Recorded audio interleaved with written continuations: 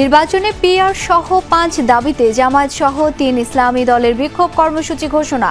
Vote এক বাক্সে টানার কথা বললেন চরমোনাই পীর। লেভেল প্লেইং ফিল্ড তৈরি না হয় সেখানে আমরা নির্বাচনে যাব কিভাবে? আগে পরে দিনের ভোট রাত্রে বাক্সে ঢুকিয়ে রাখা হতো, এখনো তো সেই পরিবেশটা আমাদের থেকে দূর হয় নাই। সকলেই যাতে এটা আদায়ের জন্য আমরা তো এখনো নেগোসিয়েশনে আছি, সরকারের কাছে মৌখিকভাবে বলছি, ছোটোখাটো দাবি জানাচ্ছি।